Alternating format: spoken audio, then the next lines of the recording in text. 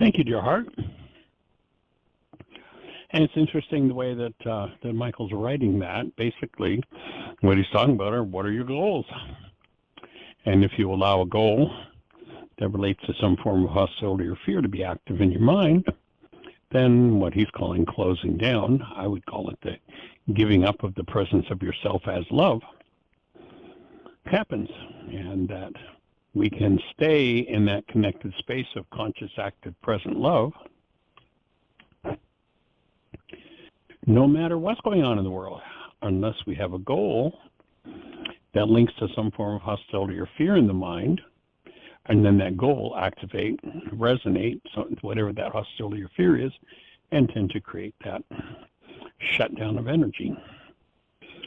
And so the canceling of the goal, and that the primary goal becomes living as a human being, living as the presence of love becomes key. So I'm with Michael on that, and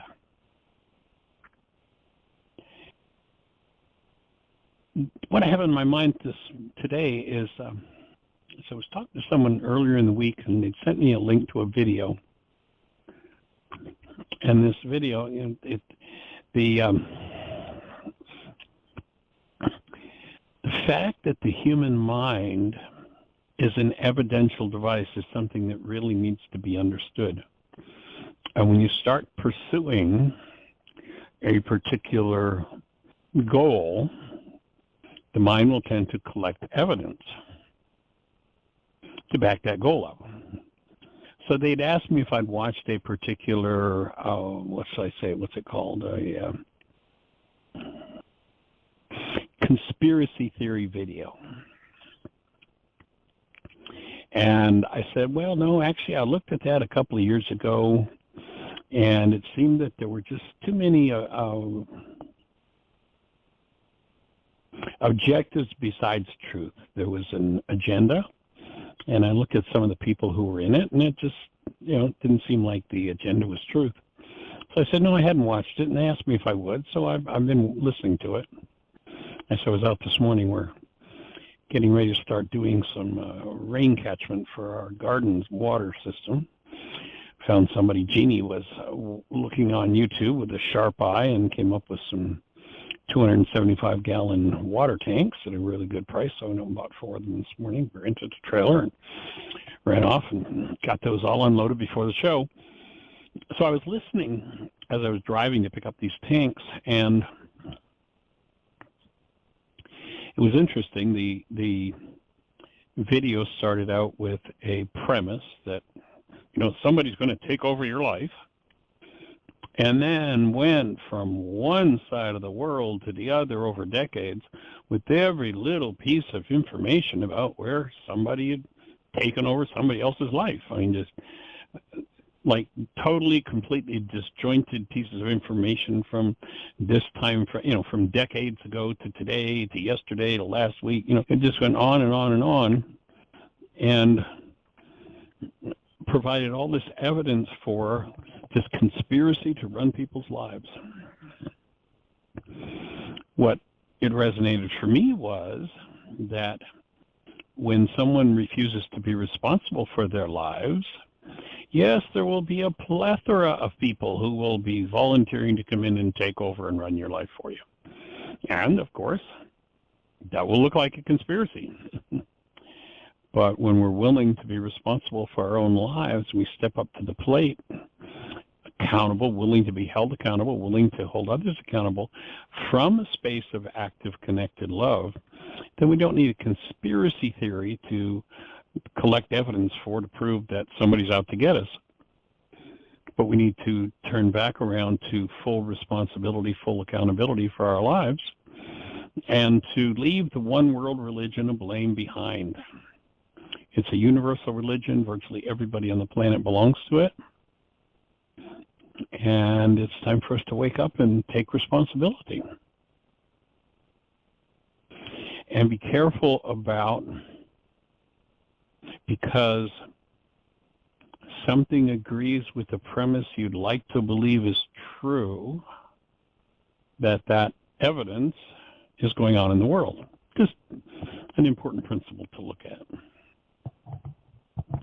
And then everywhere that it appears that there's a reason for upset, oh, this group, that group, these people, those people, look what they did, look what they did. Well, how about if you take responsibility for your own upset, your own disturbance about that? You're angry about that, you're sad about this, you're afraid about that. Okay, so take responsibility for your anger, your sadness, and your fear, forgive it, and all of a sudden, everything starts to shift, and the whole structure, the whole structured output of the mind begins to change. And when we come to a situation as the active presence of love and find there are circumstances in which we have difficulty doing that, then instead of pointing the finger at how somebody else is the problem, come back to what's the work I need to do. Yes, if there are people who are blatantly out of line, absolutely, reasonable to hold them accountable, legally and otherwise. But first and foremost, to be willing to be accountable for your own life becomes a real key, I think, in the process. And of course, the key tool is that of removal of what never belonged, forgiveness. Tool for removing from the mind literally every bit of hostility or fear until the only energy left to fuel the human mind is that of love. Michael there mentioned the word enthusiasm. When you break that word down, it means it comes from root in theos, theos being the creator, or love. In love, yes, that's where we're designed to live, because that's the kind of being that we are. If you look around at the way so many are expressing, it would be kind of hard to tell that that's the basic nature of the human being. But the truth is, sooner or later, each person has to discover for themselves who they are and then do the work of returning to that expression and being responsible for every other expression that would inhibit living as the conscious active presence of love. And that's the direction of this work. That's the work of forgiveness. That, to me, is the crux and core of the work of Yeshua, to really, truly live as human beings. Conscious, active, present love.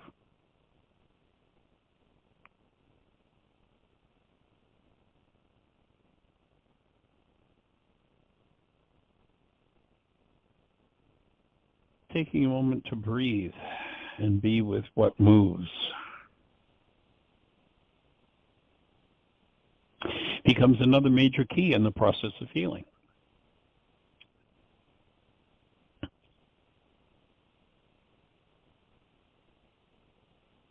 And I was kind of thinking I had more to say about that, but that's, I'd watched, or listened to, pardon me, as I was driving probably 50 minutes or so of this video, and it just was piece of evidence after piece of evidence after piece of evidence, totally disjointed, totally, like literally from one end of the world to the other, but it all came to pretty much the same bottom line conclusion.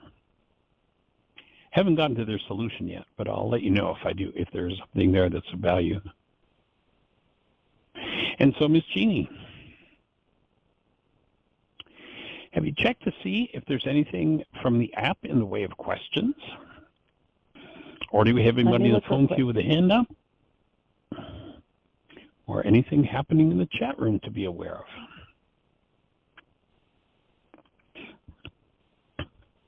Well, Bob is in the chat room with me, so he's Hey, Bob. Down under or up over. Welcome, young man. Yay. Glad to have you joining us and holding the space all the way up there in Australia.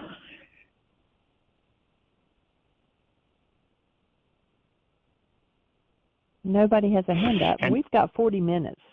We've got lots of time. So if you're out there in listener land, let's have a conversation. Our call-in number, 563-999-3581. If you're on one of those stations where we can't see you, I would love for somebody to plug in and give us a conversation, give us a direction to go. with some thoughts, questions. What's on your mind? How can we support you?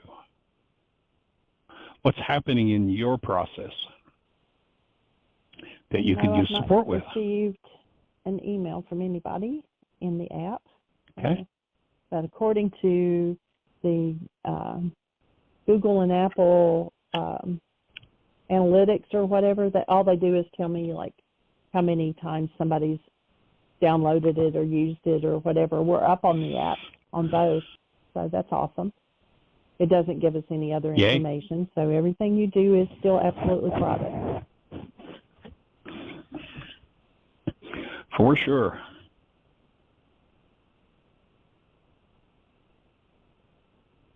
So again, our calling number, 563-999-3581. I've been kind of on go this morning, getting the trailer and getting these water tanks, and so it's kind of consumed my morning. So I haven't prepared a lot for today in the way of thoughts, questions, answers, ideas. So I'm going to invite somebody out there in listener land to give us a direction. What's on your mind? What's your biggest challenge today? Or do you have one?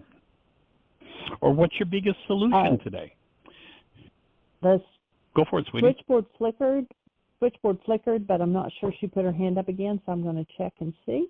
I know Susan was talking to Dr. Kim. So 610, you're on the air. Did you press one again? I did. You know, I wasn't going to ask you about this, but since you've got 40 minutes, and I feel for you, and I do have a challenge. Welcome. Let's go for it. Well, it's kind of multi-dimensional. I have been still very tired, and so I've been reading about long COVID, thinking, because my GP thinks that's what's going on. I'm not sure it's this new statin drug that I'm taking that's doing it, but I'm unusually I have good energy in the morning, brain fog all day long, not bad until later in the afternoon, but brain fog is another long COVID symptom, and I'm thinking, and I'm still, I don't talk about this much, it's kind of embarrassing, but I'm still very itchy too. And this is that skin thing that was, the dermatologist thought that was long COVID. And they say some really interesting things. I've been reading quite a lot and listening a lot. One thing they say is often another COVID shot will help some of these symptoms. I don't know how that works. I've had my, whatever it is, 4th booster or something, because we went to Florida for a graduation and I wanted to be covered. I didn't notice that helped all that much. I have no problem focusing on my music projects. Brain seems good, but there's this, I literally feel as if I'm looking through a film. The world has stepped away a notch. So I don't even know if that's brain fog, but and then quite a bit of negativity too, irritability, impatience, finding myself judging people. I think about Fenelon quite a lot, and I think, isn't it wonderful? He thought, well, at least the work's beginning now, and I'm thinking, well, it keeps beginning, and it keeps beginning, and it keeps beginning. Insecurity, a lot of junk coming up, and that's a lot to throw at you, Michael, but that's the challenge at the moment, and I wondered if you had a thought. I do. You just described having hit a new level of vitality and everything is going to get stirred that you need to work through. That would be my take. That's what I hear. That all kinds of symptoms in different directions are moving, and of course, when that kind of energy moves, there's going to be brain fog. And, as far as long COVID goes, another perspective on that might be that whatever this bit of leftover genetic data that they call a virus has resonated in me that I haven't worked through, I'm being invited to work through, and it's going to now that it's been activated by that seemingly external energy, I'm going to have to work through it. Mm-hmm. And so, layer by layer, allow those things to surface, be with them, and move through them. I think about,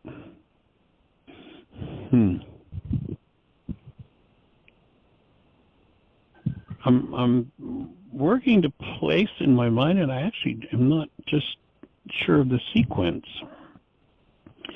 but I know that there's been an ongoing process for me now for close to a year, and that's about COVID time, when we had COVID, or one of the times we had it. And I'm just not sure, but I've shared, we've talked a couple of times about the experience I had where I was invited by ancestors to process a lot of the darkness that they were carrying. And I'm just not clear. Jeannie, you tend to be more linked into the time track of things, i.e. sometimes I don't know what day it is, and Jeannie almost always does, of whether that was just before COVID, just after COVID. And I'm wondering, which I hadn't thought of before, if that was one of the things that I was being invited by COVID to process. And certainly have been that I had that opening, that invitation. I think so. And pretty much every morning for me, there'll come a point where it's kind of my habit. Jeannie will hear me say, "Good morning, God, how are you this morning?" And that's usually about the point where I'm ready to start moving around and getting up. But prior to that, for a period of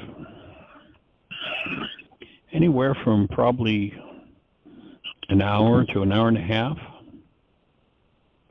I've been just spent my morning breathing, just being with my breath and letting whatever is ready to move. Looking at any goals that relate to things that are uncomfortable for me, whether it's something that's happened with an interaction with someone or myself or between Jeannie and I. Looking at memories relating especially to the major relationships in my life, parents in particular, siblings, and just working to hold the space of conscious, active, present love and breathe while those things surface. And it sounds like you're perhaps being invited to do a lot of processing. I'd certainly suggest that say again? I just said no kidding. There are layers and layers I can feel. And once you commit to doing that work, as Fenelon says, we don't become aware of our malady until the cure begins. And my take is the more we open, then the more we open. And I know that, I look at the years of doing this work and some of the highlights of healing crisis that I've had. And I've had some dandies in the last year or two. Probably bigger than any that I've ever had. Yeah, that's encouraging. And there was a time period where I had quite a bit of brain fog. Actually, I was sharing with Jeannie a couple of weeks ago. There were some friends that we had in North Carolina that taught us how to play dominoes, and that's a regular part of our lives. When Dad was here, we'd play dominoes every morning, and we still do when we sit and eat a meal. We sit over dominoes. But I was sharing with Jeannie recently that we had gone to see these friends in North Carolina, and we were sitting at their house And this was when they were teaching us by dominoes. And this is, how long ago was that, Jeannie? Is that like maybe 10, 12 years ago? No, that was before we got married. So, because one of the times we were at their house was before we got married, and Ryan was there, and we had gotten snowed in. Right, that was a New Year's thing. So, it's more like 20 years ago. Whoa. Well, the time I'm thinking about, I think, was after that. That was early in our relationship, and, you know, we had gone to visit them. In any event, I can remember sitting at the table, and this comes to mind often because now, 12, 14, 16 years later, whatever, where I supposedly and theoretically of age, and therefore should be more brain fogged and should be older and more decrepit and moving in the direction of, you know, what the world culture says. But I'll sit and, you know, just something as simple as gathering the dominoes, mixing them up to play. And I can remember sitting with these people, and I hardly had enough vitality, I hardly had enough energy to reach across the table just to turn the dominoes over. I can remember like it was a physical effort just to turn the domino. I'm relating this to your brain fog because it was brain fog that was going on with me, and just a profound lack of vitality. And it was like an effort just to turn the dominoes over and mix them. I can remember like that. It was hard work to do. And now it's like that, and getting up in the morning, going out and grabbing a shovel and working in the garden and planting plants and, you know, turning the, you know, we've now got about, probably 40 feet of compost. It's 40 feet long and, you know, 4.5, 5 feet wide and 3 feet tall, and I'm turning that over just about every day. I could hardly turn over dominoes back then. That's great. That's amazing. I see that as process that I was in, and it was tremendous effort. And I can remember when, and this is more recently, when I think more recently, I'm thinking maybe 4 years ago, where physically, you know, there are a couple of chairs here in the house that are rather low, so it takes some effort to get up out of them. And I can remember when it was like my legs just didn't have the strength to get up. You know, kind of like feeling like an old man. And now I don't even think about that. But there was that kind of, and I see that now, you know, in context of the conversation we're having that you're bringing up, I see that as a phase that I went through in my own healing process, and what, you know, the energetic patterns and the load that it was to let go of the load. You know, there's a line in the Course in Miracles that says something to the effect of, you can't be tired, but the burden of carrying the load of judgment that you carry, nobody could carry that and not be exhausted. I understand and that. It sounds like you're being invited, and you're realizing that you're having to process that. And it takes a lot of energy, takes a lot of vitality. And I think that COVID, for me, was an invitation to do some deeper work. It cleared from my lungs a load that I'd carried since infancy, literally since birth or pre-birth, because I was supposed to die from the lung disorders from my mother having toxemia. That's what the doctors told my father. And it's like the lightness, the energy, the vitality that I have today, I've never had in my life. That's great. So I say that by way of inviting you to look at what you're being asked to process and ask yourself the question, is it possible for me as an energy system to be tired or exhausted? Or is it that I'm carrying a load I don't need to carry and it's time for me to put it down? If I knew how, I would. I do wake-up sheets. Something's not Let me ask you a question, and this is something that you do too, but on a different level, I'm sure.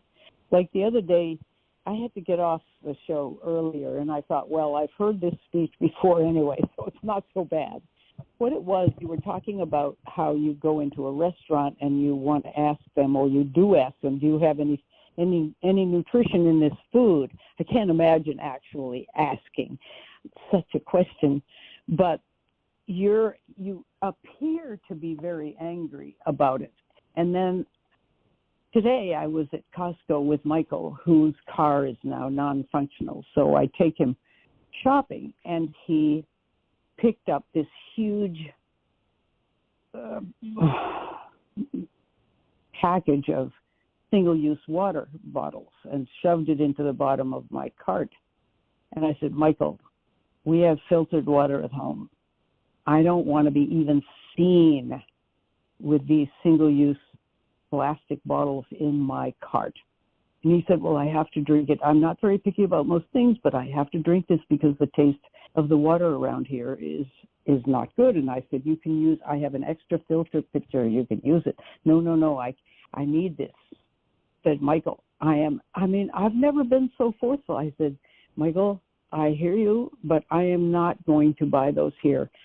Look at this. And I waved to the wall, top to bottom, of single-use water that people are buying by the ton.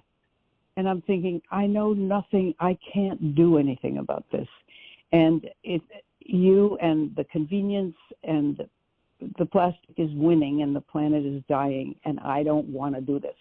He said, okay, well, you're my driver. Would you mind taking me to Target where I can buy them in gallon jugs? And I said, okay, I will do that. But I found myself so upset about this. And I know you're upset about the soil and the food. No, you weren't okay. upset about that. You were upset. Yeah. Not about that. This is just there's upset. If I put my upset into my brain's image of something. Now, as far as, when I'm in a restaurant, I will make the point, but for me, it's made from the perspective of education. Gee, do you have any bread that actually has nutrition in it? This is white flour, and I really am not interested in eating it. And for me, that's about educating people and asking the question. Mm-hmm. Well, I'm too afraid of offending people to dare to speak to people like that, but I see what you're saying. You just ask it as a way. If I were the waiter, I would probably bop you over the head with a frying pan or something, because it's insulting. But you are coming from a different. You're doing what I did with Michael, even though it makes no difference whatsoever. You refused to order that bread, and I refused to buy that water. But yeah, I actually had an experience. Go ahead. I'm with you on that one. I actually had an experience of that yesterday. One of the things we've been doing is we've been going around the area and harvesting local plants for our indigenous species garden. And yesterday, one of the local, a farm supply store had a big, they're selling out thousands of plants, and something I hadn't really thought of and realized, as far as the plastic goes, but, they have these heavy plants, and they're in, usually like there's a 6-pack of black plastic holders that 6 big plants go in, and it's thick, heavy plastic. And I hadn't really thought of this before, but they had like 55-gallon drums, and they're just filled with these holders that they're throwing away, going into landfill. It's like, this is crazy. I mean, more so than even the single-use water bottles. This is like heavy, thick, dense plastic, like, so, and I'd never really thought of this one before, but geez, millions of people are putting millions of new plants. Like, we've done, probably 150 plants, and every one of them came in a plastic container that was in a plastic container that was in a plastic container. It's like, this is crazy. Mm-hmm. So I certainly So, identify with you and hear that. yeah. And I'm well, being called. You know, If my mind tells me I have disturbance about that, I'm being called to stop lying to myself and recognize that my mind simply has disturbance and I need to clean it up. Or that to me is the load that the Course is saying. You can't really be tired, but the load of judgment you carry, nobody could carry and not be exhausted. right. Well, I'm still unenlightened about that. You're evidently, even though you can see it, you do not carry the upset in your system the way I'm doing in mine. How did you do that? Next worksheet. So let's imagine there's the greatest atrocity in the world about plastic, which is horrific. I mean, there are islands in the Pacific Ocean that are the size of the state of New Hampshire, just floating plastic. So can I bring, I mean, and that's an atrocity. That is an assault on our environment that's just outrageous. But do I come to visit that as a being connected to love? Or do I come to visit that as a being to rage and fear and blame? I absolutely agree. If I come to it, then there's my next piece of work. That I'm at a stuck point with that, because I can do that work. I can choose to beam love on the situation and on the people who are perpetuating that situation. But the love isn't love. It's just an intellectual exercise with me. I am nowhere near feeling anything like love. I want to strangle them. So great, right? So there's your so I want to strangle them. There's the hostility that needs to be forgiven in you. What if you were to be able to visit Mr. Hitler at the height of his atrocities and stand as present love and reach out, you know, maybe holding him accountable by putting him in a prison cell, but at the same time being able to reach out as the presence of love to another human being lost in trauma, hatred, violence, and pain. You know, and to Michael, me, that's what we're all called to do. Yeah, and I feel as if I could do that. Maybe it's because I've just read another book review about a Holocaust survivor just yesterday in the Sunday Times. So he's a good example because he's right up in my mind, but he's an individual that's obviously in a terrible way and needing love. This global numbness and perpetuating, I can't get my mind around it the way I could possibly get my mind around one. I mean, I do that with Mr. T all the time. I think he is me. I'm him. Maybe I haven't performed or said or done all those things, but they are part of me, and I must love us both. And I understand that, and nothing can move until that's done. But I'm not. I wouldn't suggest you need to love you both. No, okay. That's not what you need to do. That's still playing in the realm of love as a verb.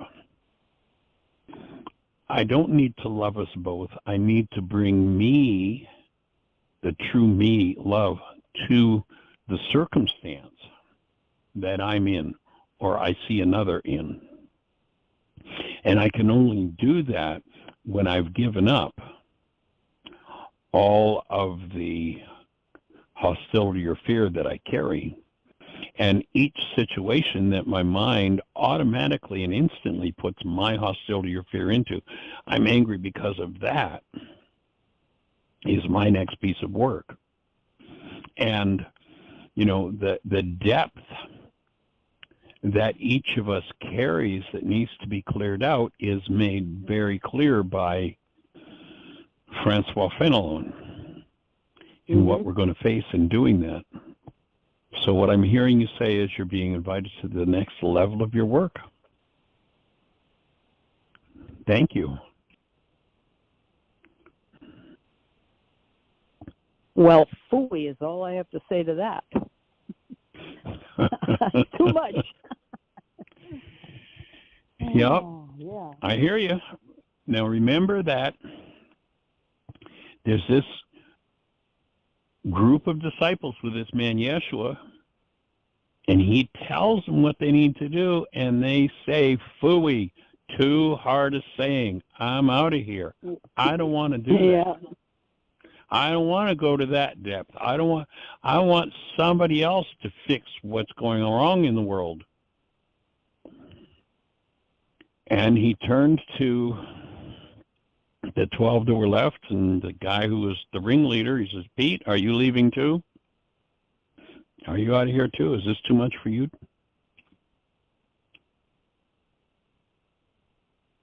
Yeah.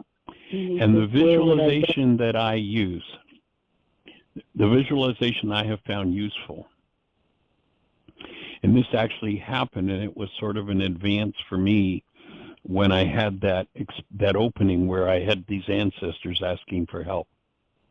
The visualization was, am I willing to go stand beside him, sweating blood in the Garden of Gethsemane, and saying, I am here to take on this energy of trauma and process it with you.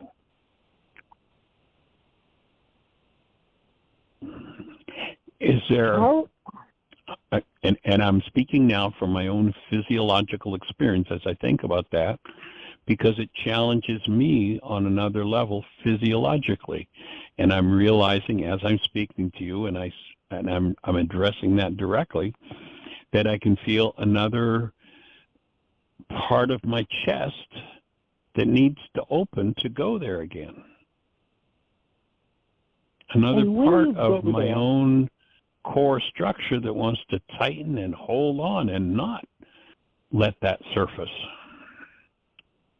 When you go there, though, are you just a witness? Are you just breathing? Are you remembering? It's mainly breathing. And remembering. It's mainly breathing. Okay. For me, it's the willingness to stand there. That's what opened for me in that experience, was a willingness to stand there, and then to realize that intellectually I don't have a clue how to deal with that. My breath does. And so that's what I'm going to do. I'm going to be with that, and I'm going to breathe into it.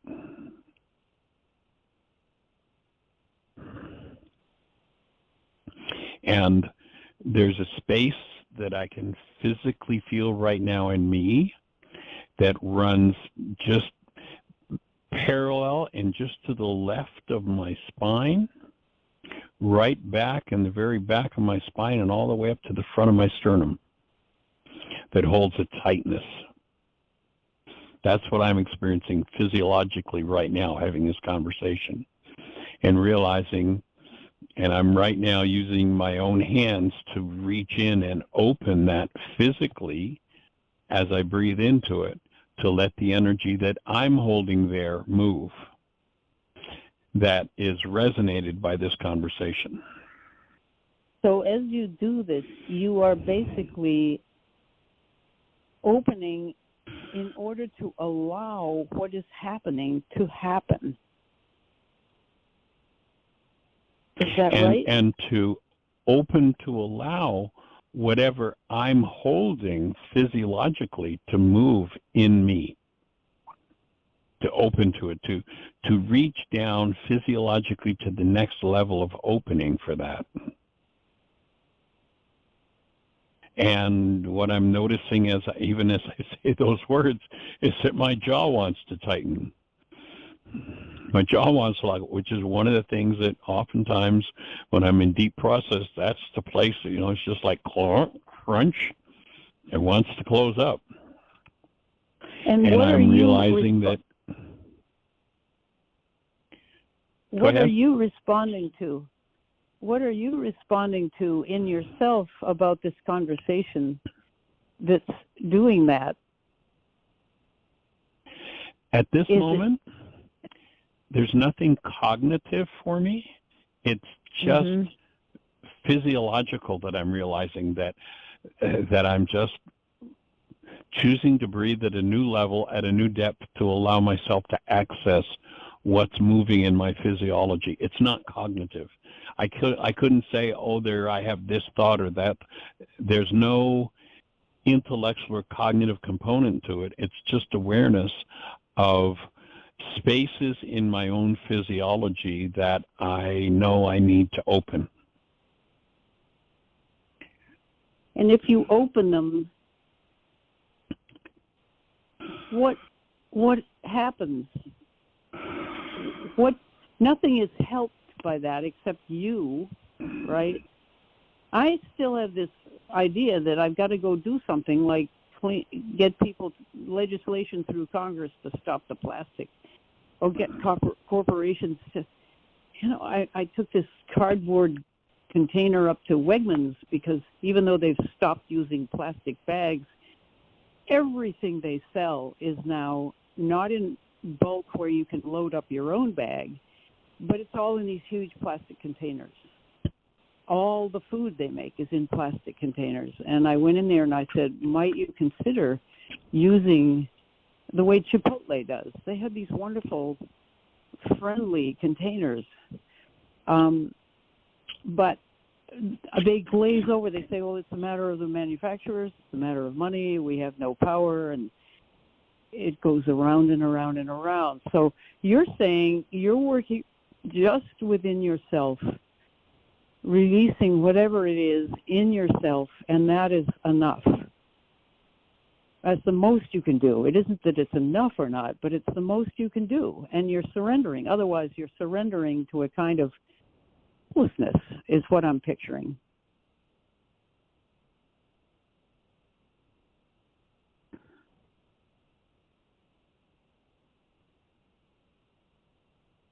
The phone line burned out and you disappeared.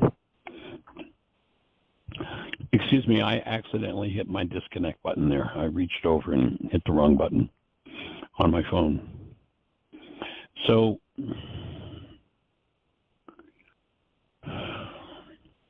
I'm looking for a way to put into words what is happening.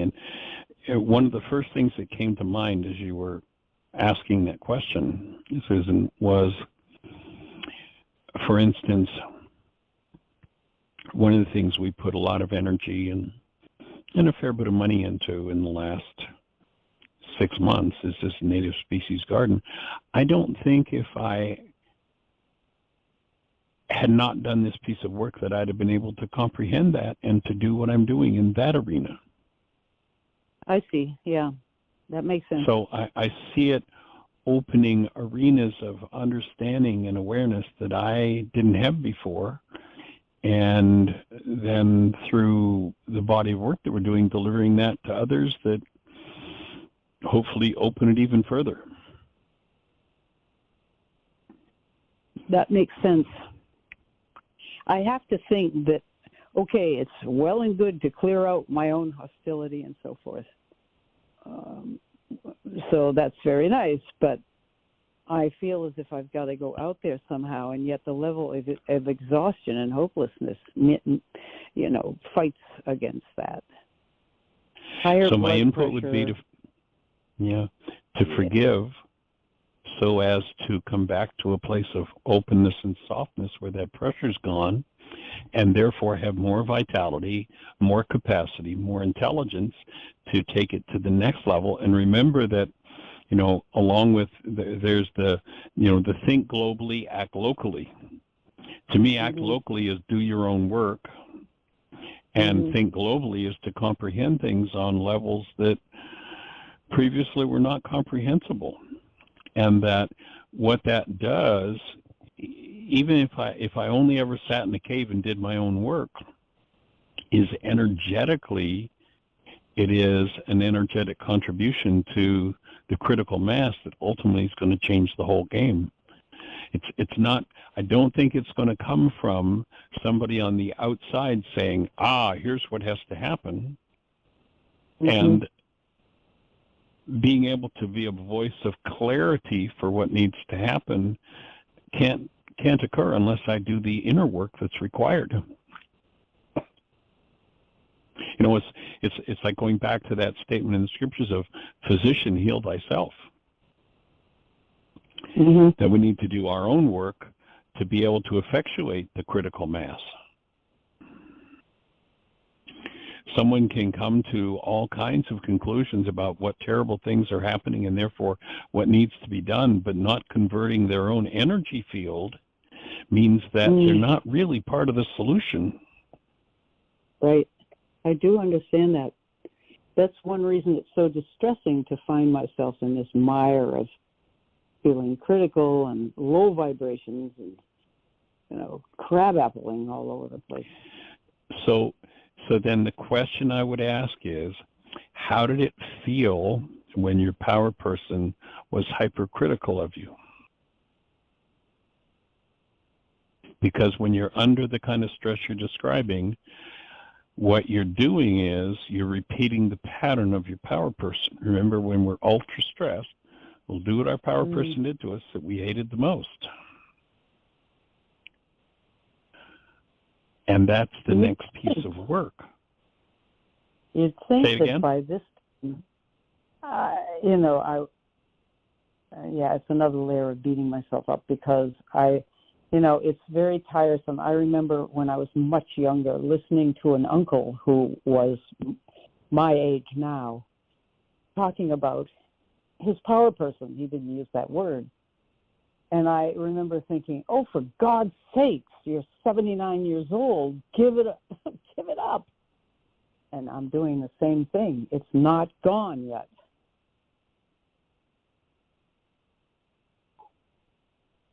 It's the work of the ages. Thanks for talking about that. I know that for me, the last 2 or 3 years has been far more important work than the previous 47. And I've been through a lot of layers in the last 47 or 48 years of developing this work. But none of them as deep as, none of them as important as the last couple of years. Well, I can feel the truth of that for myself, too. I feel as if I've been on a fast track, learning very fast. And when people say, is it worth it getting old and how do you like it? And I'm thinking, you have no idea how much is happening when it looks as if we're just shriveling up before your young eyes.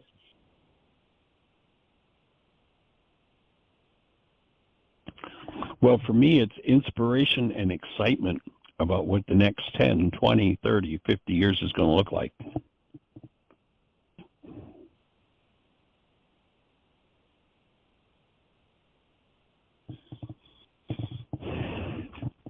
But I won't be able to have that 10, 20, 30, 50 years if I don't deal, I'm realizing personally, if I don't deal with what's shutting down my own physiology. And if I keep pretending there's something outside of me.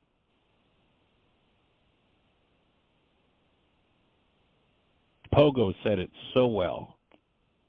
We have met the enemy, and the enemy is us.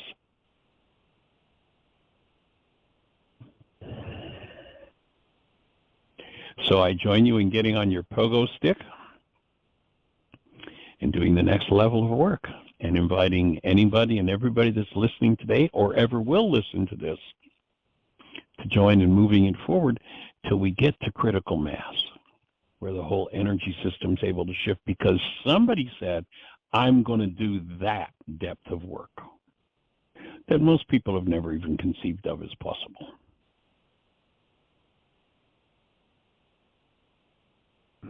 So thank you, dear heart, for opening that conversation and those questions.